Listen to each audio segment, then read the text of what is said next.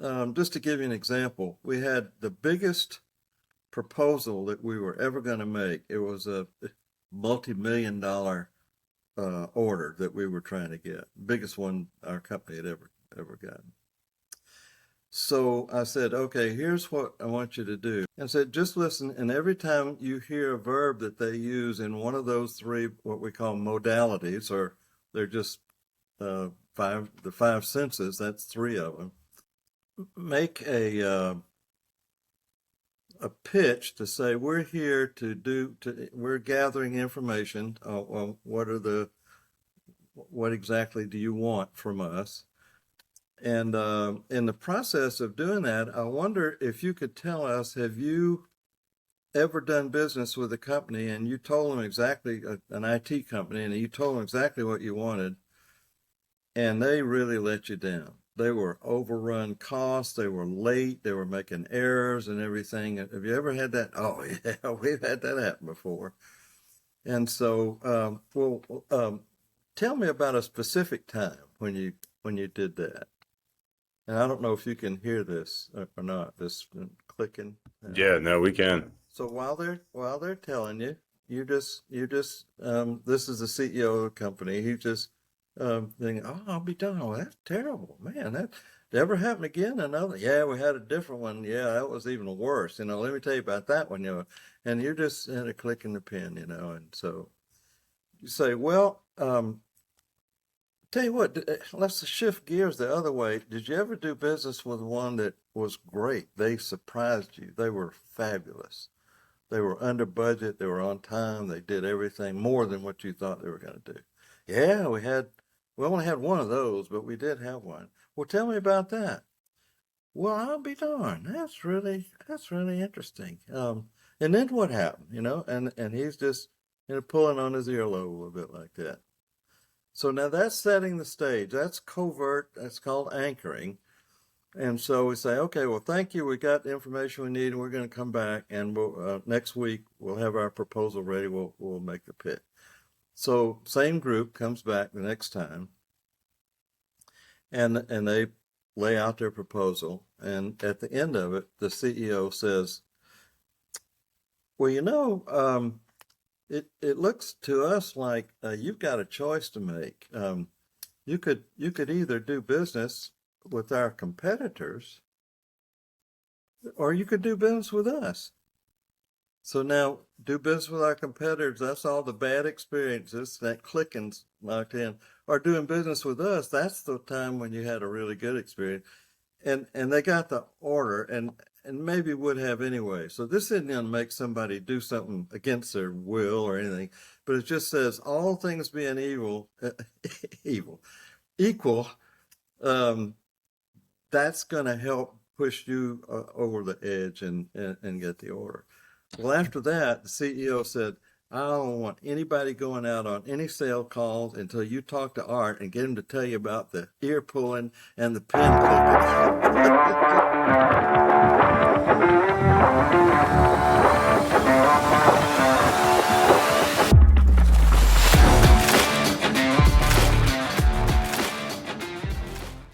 Dr. Art Emerich, thank you for joining us at Against the Herd. This pleasure. is, I speak. I've been talking about this. I've been talking to all my friends. I've been glowing, thinking about this. Maybe we could start off with, what are you most known for? Well, I would say probably I have a kind of a unique approach to my practice. So in the hypnosis community, they think I'm very strange because I said I was, in DuPont for so many years. And if you were in DuPont and you were going to give a talk to somebody, if you didn't have a PowerPoint slide, you might as well not even show up because nobody's going to pay any attention. So I got PowerPoint crazy, and all my clients come to see me. I see them one time generally. The meeting lasts for 4 hours, and in that time I have about 120 PowerPoint slides that I want to cover with them. I do a lot of teaching, and I'm gathering information to say basically, I'm going to be making a 30-minute recording for you to accomplish the goal. That recording is my way of installing neurological patterns into your unconscious mind. And the neurology is going to be altered in such a way that your new behaviors just spontaneously come out when you want them. It's no big effort on your part at all. No willpower, no determination. It's just a natural process of behavior shifting. Yeah. And so how did you get into this? Like, what was it that kicked for you and just took you down this journey? Well, I was at the Savannah River plant. I was the finance director for the laboratory. Um, we made plutonium and tritium for the weapons program, the government contract DuPont had. And one day, the phone rang. My boss said, "Hey, Art, I want you to go to Washington, D.C. and represent the lab." All the research directors and research managers totally slammed. They can't go. Would you represent the lab? I said, I would love to. What's the conference? And he said, oh, it's a big Atomic Energy Commission's got this big nuclear safety conference, and that's what it is. I said, Al, I could go, but I don't know squat about nuclear safety. So he said, don't worry about it. All you got to do is wear the big badge. They can see you're from Savannah River, and go around and shake hands, and and just be a representative of the lab. And you don't have to do anything other than that. But sure, I'll go. So it's a 2-day conference. So we had to welcome about 30-minute welcome. Now, there's a couple hundred people there. I think all of them are nuclear engineers or nuclear scientists, except me. And so they started breaking up, going into their subgroups, and I'm looking around there, what in the heck am I going to do for 2 days now? And I found a subgroup called Organizational Transformation. And I thought, that's me. I'm an OD consultant, an organizational development consultant. So I want to transform DuPont. I got to learn how to do it. So there were 2 guys, and they made a presentation from 9 to 12, 3 hours. And at the end of that 3 hours, I was on fire. I mean, I knew what they were talking about, sort of, but I wasn't sure. And so I said, guys, I'm going to be back in the 2 to 5 session. They said, it's the same thing over again. I said, that's all right. I really, it's like drinking from a fire hose. I can't get it fast enough. So I'll be here tomorrow for both sessions too. And they said, okay, if you want to hear the same thing. So what they talked about was an Army process for creating high performance teams. And they said, what if you had 20 guys and you had a month to spend with them, and at the end of that month, they were going to have to be so tightly welded into a high performance team that they would give their lives for each other. How would you do that? And I said, I have no idea. And they said, we didn't either until we found this. And I said, well, what is it? And they said, we call it covert linguistic influence. And I said, okay, great, another military mouthful. What is it really? And they said, it's hypnosis. And I said, you mean you're using hypnosis to create a high-performance team? They said, it's not only the best way to do it. As far as we're concerned, it's the only way to do it. I said, okay, I got it. I'm going to go back and transform DuPont, which I did. Working, I was a corporate hypnotist for DuPont. I didn't tell them, or they would have fired me if they'd known what I was doing. But I was doing it covertly, just like they taught me to do. But covert means below the level of conscious awareness. It was all happening, but you couldn't Wow. see it, couldn't tell it. So that's how I got into it formally, and that led to certifications by the 3 largest hypnosis certification organizations. We're not licensed. That's one of the things. The field is not licensed. So you can be certified, but you can't be licensed. So anyway, I just have stayed with it. I now have the largest hypnosis library in the state of Florida. I'm a bookie. I study all the time. I'm just doing research and work on. 'Cause I want to bring in as much quantum physics, chemistry, biology. Dr. Bruce Lipton is one of my heroes who wrote The Biology of Belief.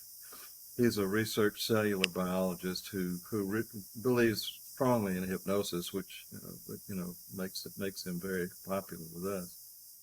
And so So, I just that's how I got into the formal thing. I've always, back in the this is going to really date me, but back in the 40s, they used to have fabulous stuff that you could get a comic book, and in the back it said 298 for the book on how to hypnotize your friends and and have fun. And I'd send for all this stuff, and I never got it to work, but I was on it even back when I was a preteen, just fascinated with the idea of what can the mind do and how does it work, and that type of thing was always fascinating to me. and could you walk us through what you saw in terms of the impact? And I think this is going to really relate to you and I, Nick. Yeah, I joined this company, and like you said, just a couple hundred people. And so I started with the senior management team, the CEO of the company, chairman of the board, head of sales, head of marketing, head of technology, head of implementation, all the head people that made things happen. I would hypnotize all of them that I could, and tell them, that this is high performance team building, and this is how we're going to do it. So we cover typical business things: planning, problem solving, decision making, all the things that go on in a business, but doing it in a way that it was like building a core mind for the company, and everybody could join in. We spoke the same language, we understood the same processes for how you do things, and then we could very quickly just jump right in and get going on things. So what are, what, if you had to summarize to somebody who, again, as Bruce mentioned earlier, we all know the classic idea of stage hypnosis, but what would you define it as in maybe a business circumstance? Well, neuro-linguistic programming is kind of a first cousin to hypnosis. Some people have said it's hypnosis without the trance. So, neuro, that's our five senses. Linguistic says we can't transmit information directly at the raw sensory data level. We have to put words on stuff. So if you went to a great concert and I saw you the next day, I said, "How was the concert?" And you said, "It was fantastic." I have no idea what the concert was like. I know your appraisal of it, but I don't know anything about. I don't know how it felt. I don't know how it tasted or smelled, or or any of the raw sensory data. And so we're stuck with words. That's the closest we can come, and that's words are how we understand ourselves. We talk to ourselves all the time, and we say that was a great concert. Well, great is a elephant word. Nope, it could mean anything, but you have it connected with all these sensory impressions that you got from the concert that I won't have when you're telling me. And you couldn't use enough words to recreate that concert for me. If you're not there, you missed it. That's too bad. So that's the linguistic part, that we have to be aware of the language you use and what it means. Programming says that we use words to write little subroutines for ourselves, and so and that's the way we program ourselves to do certain things that we want to do. So it's the structure of experience based on the language that's used. It's very, very linguistically oriented. Now, hypnosis to me is a process word. It's a process that leads somebody into a hypnotic trance state. And we're in a hypnotic trance all the time. About 90% or 95%, some people say, of our waking hours, we're in a hypnotic trance. That just means we're paying attention to one thing and we're not paying attention to everything else around it. So it's a focus of attention. And the process of hypnosis is anything that causes you to go into a trance. Reading a book, watching a great movie, driving a car, just some examples of things: deep prayer, deep meditation, deep concentration on anything. They're all hypnotic. And it's based on the idea that we have 4 major brainwave states. We're up here right now, the 3 of us, in beta state.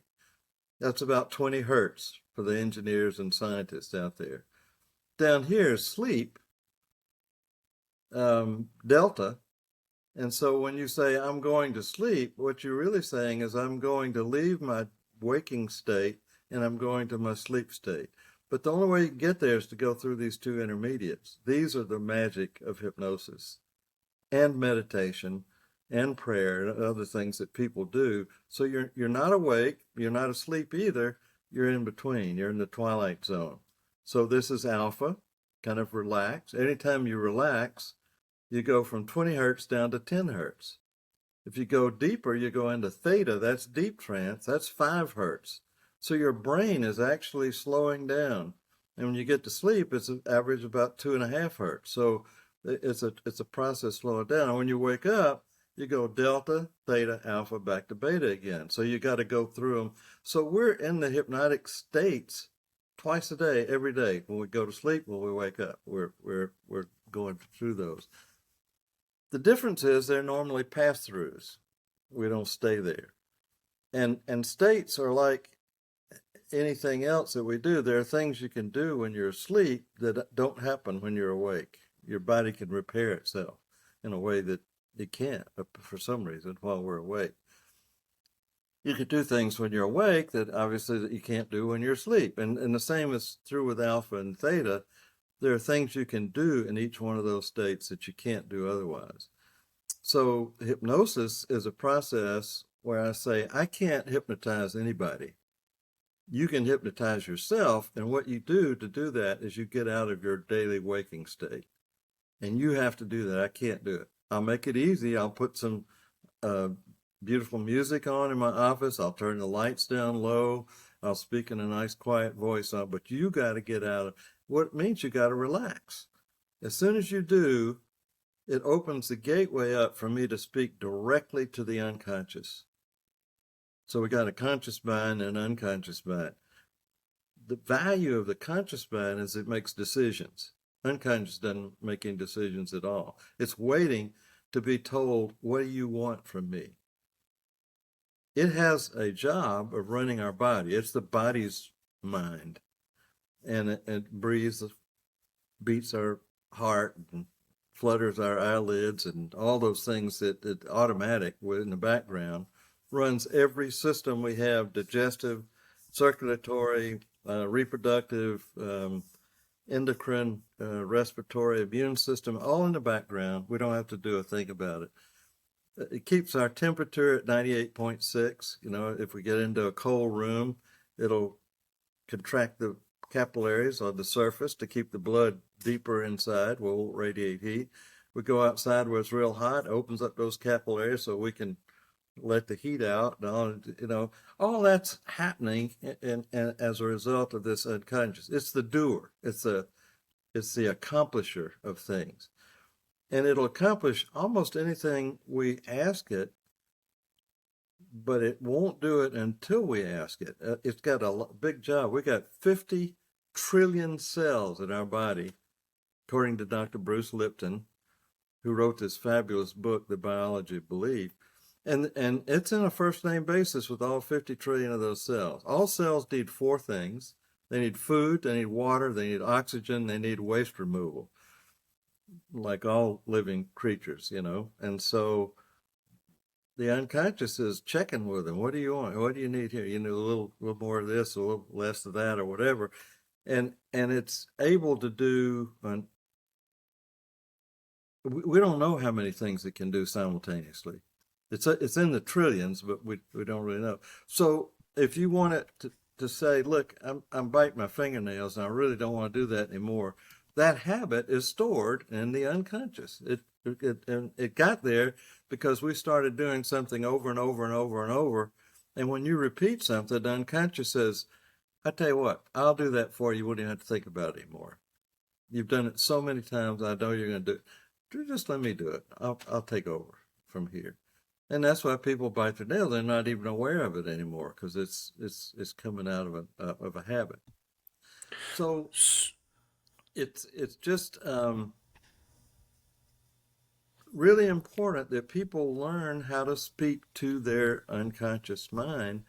If it's something they want it to do for them, there's a certain way you have to communicate with it. It doesn't understand words. If you do words on it, it'll be something like, Bruce, you could tell me something, and I could say, Bruce, I could not hardly fail to disagree with you less.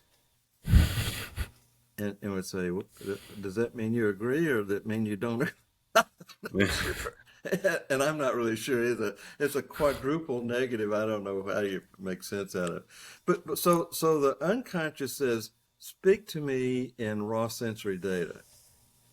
I need to know what you want. I'm not going to do anything until you tell me what you want. And the way you tell me is you got to give me a picture. So pictures and affirmations, because I know that that's something that you've been really big on as well. So It's if I am correct, not affirmations. affirmation. Affirmation is a statement. An affirmation is a question. The question part is the one that I use. Because if you affirm something, that you're saying something is true. I am a fantastic interviewer.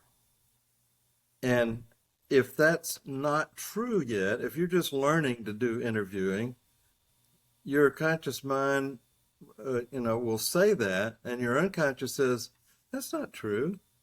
Yeah, it might be in the future, but it's not true yet. I don't believe that. I'm not letting it in. And so affirmations can get cut short of getting into our unconscious because it's in a form of something that's not true, and there's a barrier there to get in there. If you ask a question, how is it that I'm a better interviewer now than I was last month? Or how is it that I'm going to be a better interviewer next month than I am right now? Now that's a question. Your conscious mind doesn't have anything to say about that. I don't know. Your unconscious say, I'll find out for you. I'll go find out all the reasons why that could be true. And it just starts feeding them back to your conscious mind for either accept or reject whatever it wants to do. So And so you quoted like Earl Nightingale, and that instantly started to make me think of the popular motivational speakers, and that they've been using this the entire time. And then there's also something that you've brought up in some of the documents that I'm so grateful that you shared with me, is the cancel method.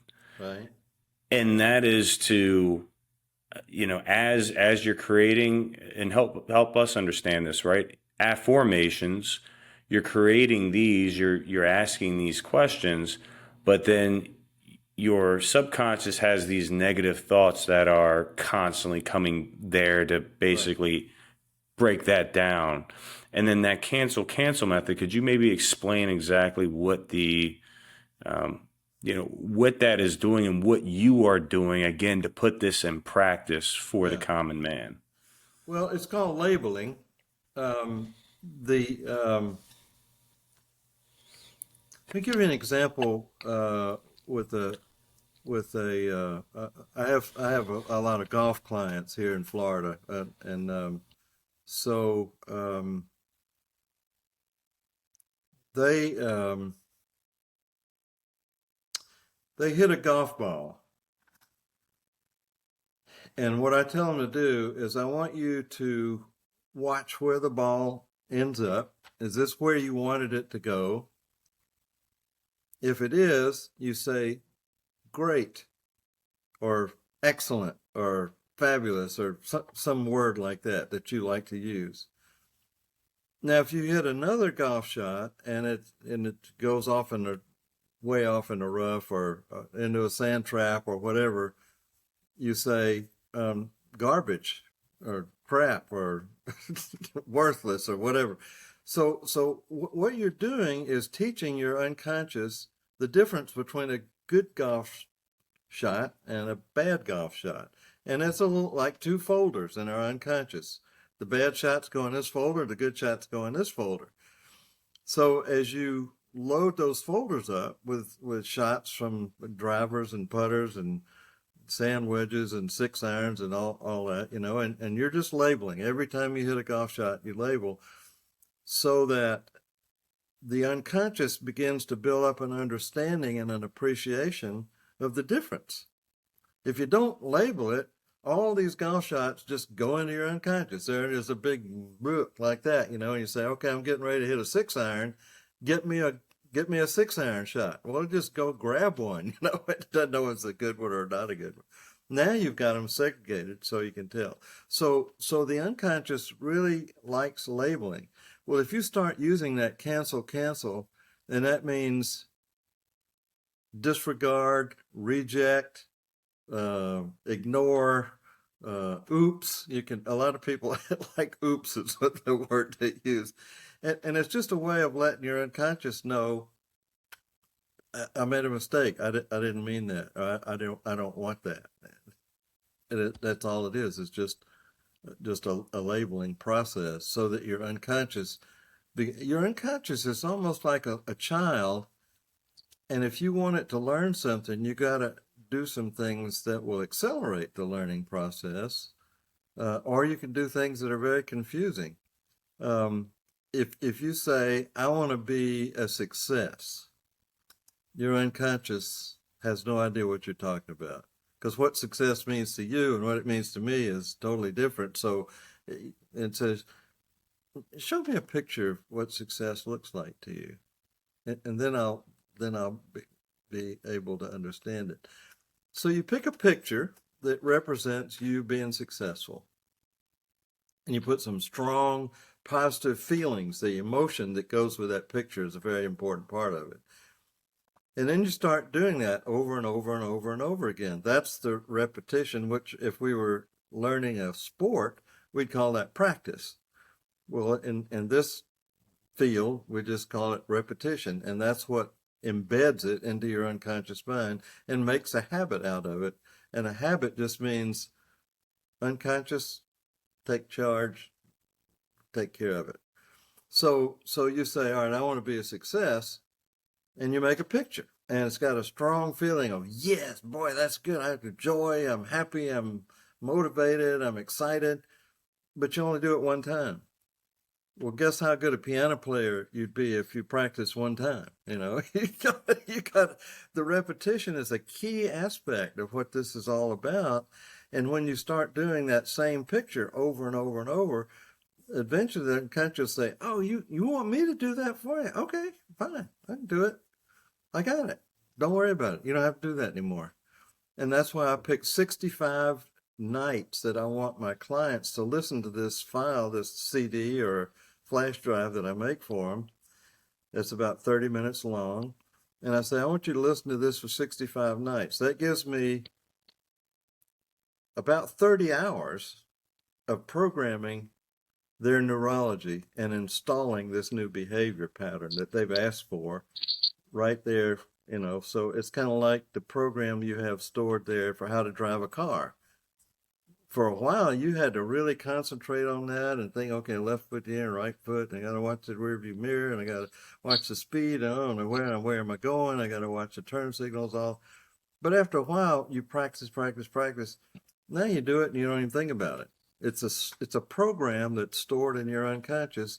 When you get in a car and turn on the key, the program pops out. and it drives for you. So you carry in a conversation, listen to the radio, think about where you're going, what you're going to do. You're not thinking about driving anymore. That's an automatic, habitual behavior that you have stored, and because you put it there, and that's all we're doing when we learn anything else. Babies, they look around. I have these people vertical up there, and they're moving around really fast. Here I am down on the floor crawling around, and I want to do like what they're doing. Well, I got to find something. I got to pull myself up on a table leg or something, and I let go, plop, fall down. That's not a failure to the baby. That is feedback that I didn't do it very well. So they pull up again, and finally they get the balance part of it, and they're able to let go, and whoa, I'm doing it. And then, okay, now I got to take a step. Well, they take a step, plop, down they go again. And babies fall probably thousands of times learning to walk. And it's a That's good a thing really that great. adults are not the ones learning to walk, because we fail a couple of hundred times, we're ready to quit. The babies don't give up.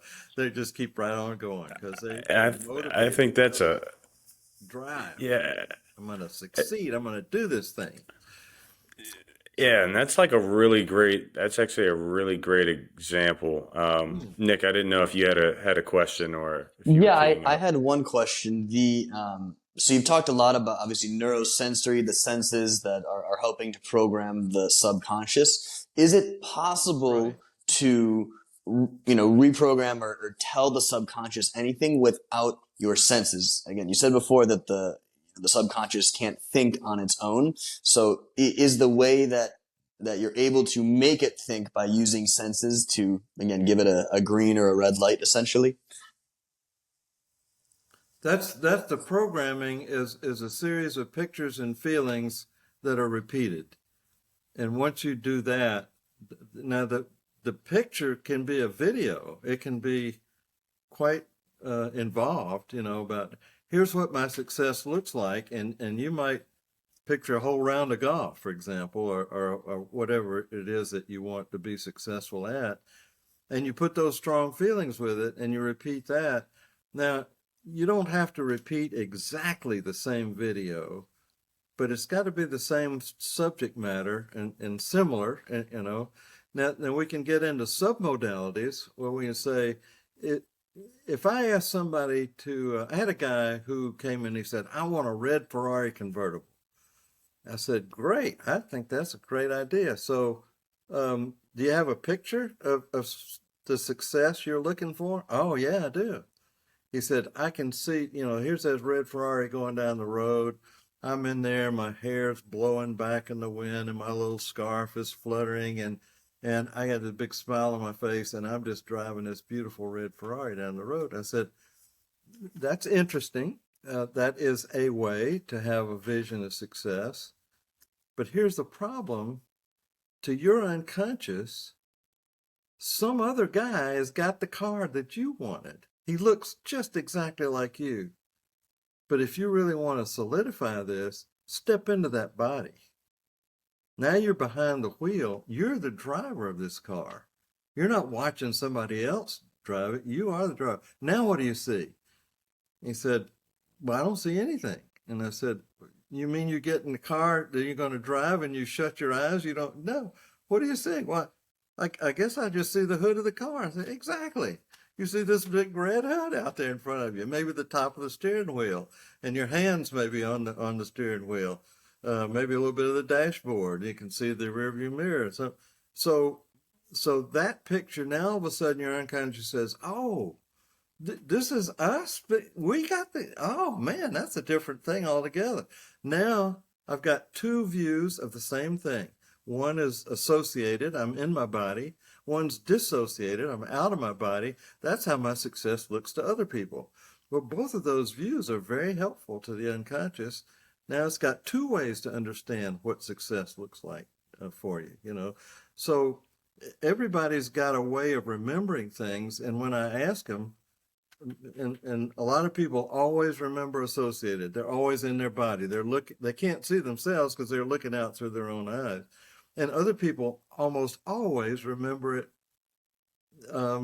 dissociated. They see themselves up on the stage or making a sale or driving a car or driving a boat or whatever it is they want, but they're not in their body, and so their unconscious doesn't ever quite make the connection. I'm watching somebody else do what you want to do. So we break that down sometimes to say the picture that you make, it's a video or a snapshot, is in color or black and white. One of those is going to have more impact on you than the other is. Is it framed or is it panoramic? Is it way off in the distance or is it real close? Is it size of an iPhone or a computer screen or a TV screen or a movie screen or an IMAX screen? So the size of it can make a difference. So we deal with some of these submodalities and say, play with this thing until you find the combination that is most impactful to you, and that's the one you want to use. And it'll be different for different people. Some people real close, that's good. Some people way out in distance, that's the way they get more motivated. So we just work with their individual. And so, like a bit of what and you correct me if I'm wrong too, but so we're able to tell, so our subconscious speaks or understands in the way of pictures. Going back to the example of the Ferrari, it's a bit of that practice, and it's almost like a transcendental meditative state, would you say? Or a mix in there? If you're out of your beta wave, normal, everyday waking state, you're very relaxed and you're getting into this picture. You're really focusing on what's the picture look like, all minute details of the picture. I tell people, what are you wearing in this picture? Are you with a coat and tie or a golf shirt or a bathing suit or what?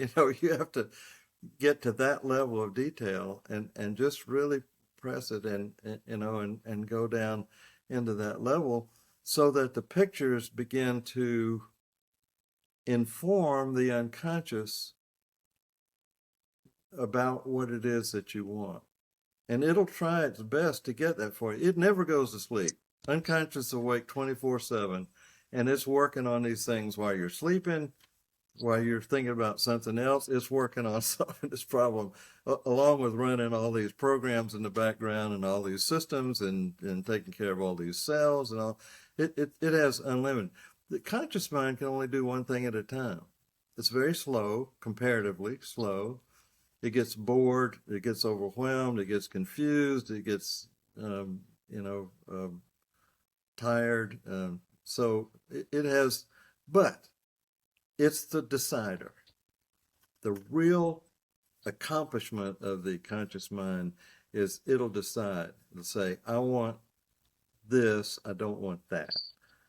The unconscious can't do it. Now, the unconscious is sitting here saying, okay, you've decided, here's a problem that people get into. Somebody will look down, see a little bit of a paunch on their tummy and say, man, I'm gaining a little bit of weight here. I think I'm going to give up dessert.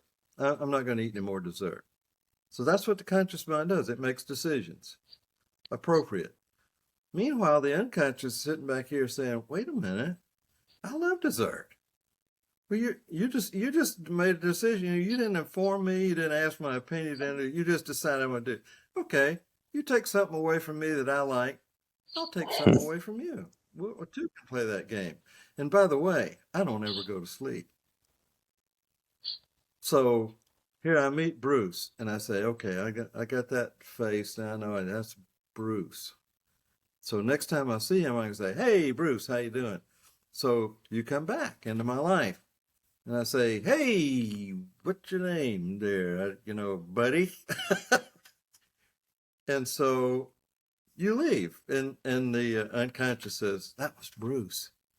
I said, why in the heck didn't you give it to me while he was here? And he said, I told you I was going to take stuff away from you. And you take stuff away from me, I'm going to take stuff away from you. So let's don't get a battle started. And a lot of people are really hard battles going on between their conscious and their unconscious all the time. Part of what I do is help them get in better rapport with themselves. You know, that's the problem, is that they're at war inside their own system is at war. So we have to kind of calm that down and get.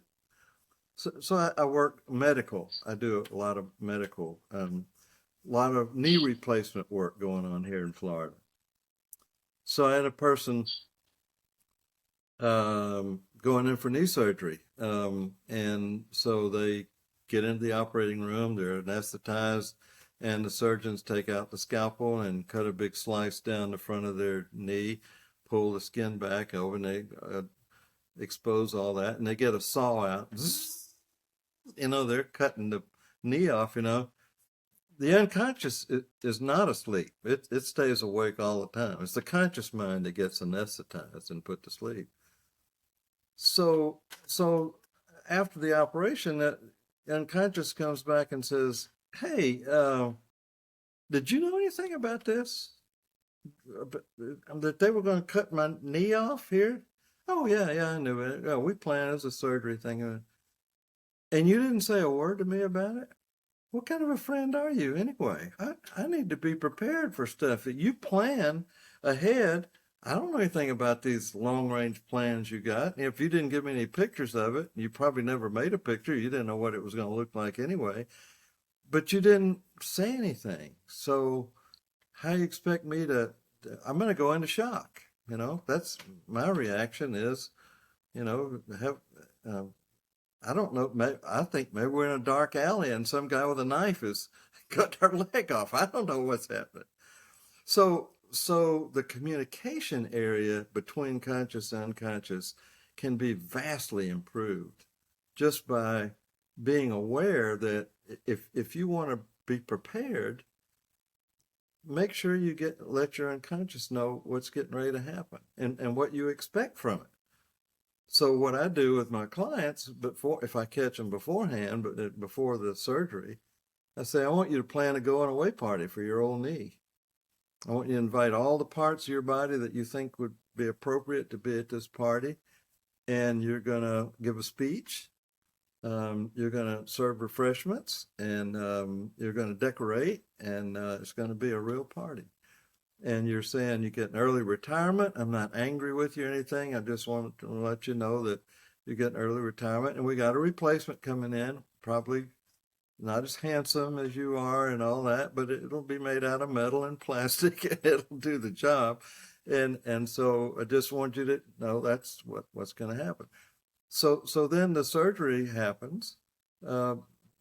Unconscious is prepared. It knows, okay, this part of the body's going away forever, and we're getting a replacement. First thing you do is have a welcome party for the new knee. And you got to do a lot to make it feel like a part of the team, because it's metal and plastic. It's not muscle and bone and tendons and ligaments and sinews and all that. No nerves in there at all. You got to have all those parts say, "Welcome. Boy, I'm glad you're on the team. I'll get to know you. I'll introduce myself, and you know, and we'll be working together. I'm the quad muscles, I'm the hamstring, I'm the calf muscle, I'm the whatever," and how this all hooks in, and you talk it through with them, just like you would welcoming a new member of any team. You know, who you introduce them to the right people, and say, "By the way, there's a great coach right over in the other leg, because that knee knows exactly how you're supposed to work. Now, your muscles know when you're attacked, you go into a spasm. So they tighten up. So your rehab, when you go there, is not for the knee, it's for the muscles, because they have just been attacked, and they just tighten up and say, "I'm going to mobilize this area. I don't want it to move at all." That's what bodies do automatically. You got to talk them into beginning to get back that ease of motion and that stretching. You know, you got to do 100% extension and 135% flexion, I believe, something like that, before they'll let you out. And so those muscles don't want to move. And if you don't move them, scar tissue will form and you'll get adhesions, and then they put you to sleep and they forcefully bend your knee for you, and that ain't a good time at all. So take advantage of the rehab and make it work for you. You got to learn how to do it. And then I teach them how to get the most out of rehab. So it's just a lot, as you begin to see in my practice, a lot of this is conversing with yourself. Interesting. Just make it, you know what's happening, that you keep yourself informed, conscious and unconscious. Here's what's getting ready to happen, or here's what I want from you, and here's a picture of it, and I'm going to give it to you over and over and over again with these strong emotions of desire, so that you know I'm serious. And as soon as you can, take over and work on it for me. Fantastic. I have a question. How does memory Yeah. play into that conversation between conscious and subconscious? For example, the visualization, right? You really want a Ferrari. You did a fantastic job of explaining, picturing yourself there, sensory wise, in the exact seat. The small details matter. Let's say somebody wants that, right? They want that Ferrari, and obviously that speaks to my world. But would it make sense for you to tell that person, hey, go rent a Ferrari for one day, so that you actually get all the senses, real? Rent that Ferrari for one day. That way, when you visualize it, the visualization will be stronger. Does the memory part of it strengthen the visualizations, or does that not play a part? Oh, absolutely does. I think that's a fabulous idea. I never even thought about it. You go rent one, and and physically, now you're putting stuff into muscle memory and visual memory. The unconscious is like a big hard disk. That is the memory. So if you get something on there, you never forget it. Now, people who study, they're in school and they're studying, what they're really doing is loading information into their unconscious.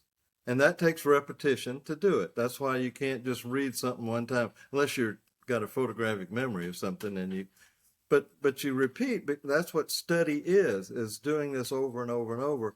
So now when you get in a test situation and say, what's the capital of Minnesota? Well, if you never put it in there, the answer is not going to be there. But you could put it in there and not be able to recall it. People say, oh, I don't remember what I put it there, and I don't remember. Well, yes, you do remember. It's there. It'll never go away. You may or may not have access to it. That's the recall part. So I work with people about recall. But that loading up as much information as you can get onto that hard disk, that all helps to make this thing come true. The interesting thing is there's no memory in the conscious mind. It doesn't remember anything. It's just an operating processor that looks at stuff and decides what it wants to do or not want to do, makes choices, makes decisions. It's very logical, very methodical, can do one thing at a time. Just one, step two, step three, step four. It can follow a pattern like that. But the real the real driver that makes things happen is the unconscious.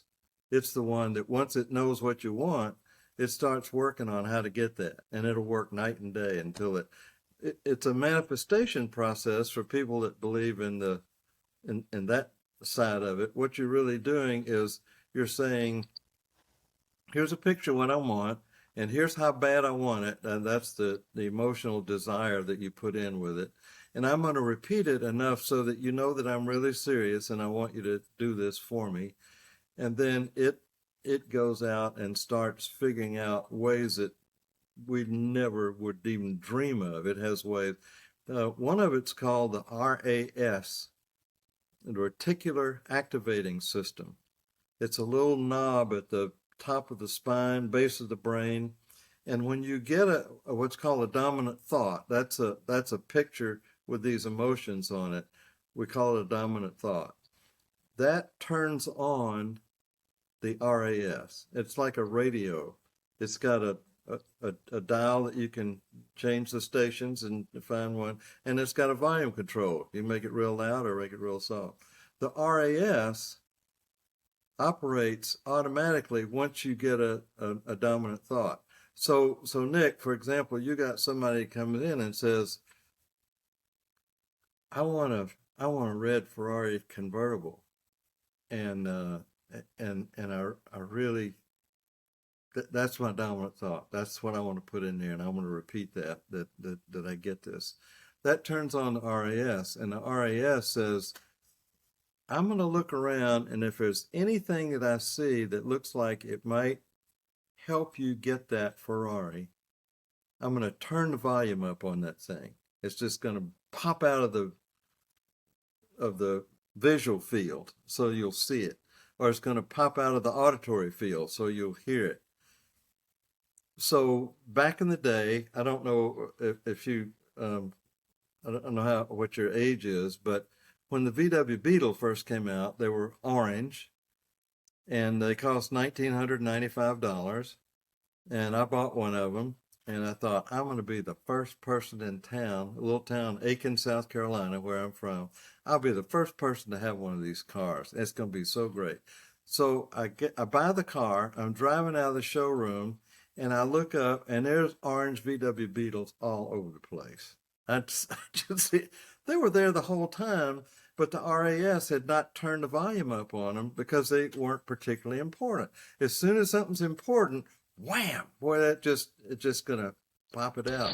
So if you can plant that seed on people who want a particular vehicle, get them to visualize themselves in that car, and like you say, go rent one for a day and get, see what it looks like when you're in it, get the feel of it, that the sound when the door slams, that nice satisfying click that it makes, so very smooth. And the RAS is just going to start saying, "Oh, I saw a newspaper article about they're having a sale on these things," or there's a TV program about how to get the most enjoyment out of this vehicle that just came out. We got a convertible that we never had before. And so it'll just start popping stuff out. Now that stuff is there, it's been there all along, but until it was really important to that individual, it didn't register. It just kind of, when you're driving along and you see these spinners, they got these signs and they're turning them over and they're flipping them back and forth. The reason for that movement is that they found out if that guy just stood up there and held this sign out in front of him like that, you'd blow by there and never even pay any attention to it. He'd be part of the background. But if he jiggles it a little bit, whoa, what is that? You look over and then you see it. So what we're learning is how do we create an interest in something? It's with pictures, and if you got a moving picture, it creates more interest than a still picture does. It's just the way our system. Yeah, absolutely, absolutely. Well, I know we're coming on time. I wanted to ask a two-part question. I've got two more left that are a little bit different.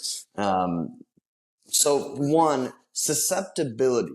I know that there's, some talk of, some people are more susceptible to hypnosis versus not. We're just curious if you could comment on that and maybe the validity of it. And then secondly, just as kind of a parting thought for our listeners, what you think the average person, should use hypnosis for in their daily life. Like I know everybody has a million things that they want to accomplish, but maybe an easy one that they can achieve themselves, or something small that they could achieve themselves. Okay. Going back to the first one, I have people who I never understood this exactly. They come to see me and they say, "I don't think you can hypnotize me." And I kind of feel like, well, then why are you here? So I say, well, it's true. There are degrees of susceptibility to hypnosis. Some people are very, very hypnotically sensitive. Other people not so much. But my idea is that there are two groups of people that would be very difficult to hypnotize, and you may fall into one of those groups. And the first group is people who have an IQ below 80. And the second group would be hard drug users. Which group are you in? You know, and I say, well, I'm not in either one of those groups. I say, well, you got a driver's license, you got here, so you drove here in a hypnotic trance. So you've already been hypnotized. We don't call it that, but that's what it really is. Any process that causes you to get into this alpha theta state and start operating automatically, that's a trance state. So I guess I don't have as much trouble with that, in that I've never had any client that didn't go really into a nice trance with the way I do it. Now, I've got 4 hours. I'm not using instant inductions that a lot of the stage hypnosis uses. You know, they're really fast. And that's why a lot of times they'll get 40 people on the stage and wind up sending 20 of them back to sit in the audience again, because they're not very susceptible. And so they don't want those people. They don't make a good show. They might be able to be hypnotized if you had long enough, but they want fast. They want to get along, you know, get with it and move along. So yeah, there are degrees, definitely. I think that the productive use of our imagination is really where hypnosis is. If you say you've got to imagine this picture of your success, a lot of people use their imagination for horribly negative stuff. They always imagine the worst thing that could possibly happen. You know, how's this going to fail? And they got a beautiful picture of that. Well, guess what? They're inviting the failure. So got a golfer, he's getting ready to tee off. I said, wait a minute, before you hit the ball, what are you thinking about right now? Well, there's a big water hazard all the way down the left-hand side of the fairway. I said, yeah, there is. So what? And he said, well, I'm going to hit my ball into the water. I said, you are? He said, yeah, I know that I am already. I said, so you've done that before? Yeah. So you know what it looks like? So I'm getting to him to describe his dominant thought. So the ball, you've seen it happen. Yeah, I can even tell you what it sounds like. Bloop. The ball's going in the water. So how do you feel when that happens? Oh, get some, man, I'm going to break my clubs up and I'm going to give up golf. I'm never going to throw my clubs on the bushes. I said, so you got strong emotion and you've done that many times, right? I said, yeah. Guess what? You just taught yourself how to hit the ball in the water. You didn't mean to, but it's a picture with strong emotions. It gets repeated. Your unconscious says, oh, you keep doing that. I guess you want me to do it for you automatically. I'll be glad to. So where would you want to hit the ball? Right down the fairway. You ever do that before? Yeah. How's that feel? Man, that feels great. I love that. And you've done that many times before. Yeah. You got another dominant thought. It just doesn't happen to overpower the one where water's involved. That one's got another one that takes precedent. So be careful what you're using your imagination for, because when you imagine something, it's and I'd like to read a sentence out of a book that I just bought about some hypnotic language. Your conscious mind can easily follow the words that I'm saying, but your unconscious, mind you, has a tremendous ability to imagine new and unique ways to accomplish your desired outcomes. Now, what makes that hypnotic is that I just gave you a bunch of commands in there that were called there's a term that they use for it. It's below your conscious awareness. You were following the words that I was saying when I said your conscious mind can follow the words I'm saying, but, and then I paused a minute and I said, you're unconscious. That was a command to go into a hypnotic trance. you are unconscious. You know, the difference between you're unconscious and you are unconscious is pretty uh, mushy right there. It said it has the unconscious has a tremendous ability to, and then I stopped again and I said, imagine unique new ways. That's another embedded command. So I've already given you two commands from a neuro-linguistic program. They're hidden in the larger context of a sentence, but I just put a couple of commands in there that will help you do. So I guess to answer your last question, be aware of the fact that you have this fabulous tool called imagination. We're the only creatures that have that we know of. And just be sure that you're using it productively to bring you the joy and the happiness and the success and the peace and that you want in your life, and not use it to imagine every possible thing that could keep you from getting that, and just make your life a living hell. Really, people just terrorize themselves with their imagination. Mark Twain said, in my lifetime, I have survived numerous disasters. A couple of them actually happened. So we just do ourselves in all the time. Oh, Dr. Art, I think that this is a fantastic place to stop, and I'm also really well aware of a lot of the medical pieces of your work, and I think that we're going to have a part two, because that part is really incredible as well. But I know that we're wrapping up on time, and Sure. Nick, if there's nothing else on your side, um, then I Well, think that this is I'd a just like to thank fantastic. you both for inviting me to be on. This has been a real joy for me. I love talking about my profession and hypnosis and NLP, and I'd be happy to come back and um, do some talk about the medical work I'm doing with people with cancer, Lyme disease, and some of the other autoimmune system, Parkinson's, all those, because I think I've developed some protocols that would be fascinating to people like that. Combat warfare model. That's exactly where I want to bring you back on for a Okay. part two. Okay. That sounds good to me. Right. Well, Dr. Art, as we always like to end this, again, thank you, and thank you for being against the herd. Thank you very much. Absolutely. We appreciate it. And if you want to take a quick minute and plug your website or where people can find you, where can people find you if they want, maybe their own session or to, speak with you? Sure. Email is my name, A.B., a middle initial B, Emerich, at Comcast.net. A.B. Emerich at Comcast.net. And then if they wanted to text me, the telephone number is 941 685 9622.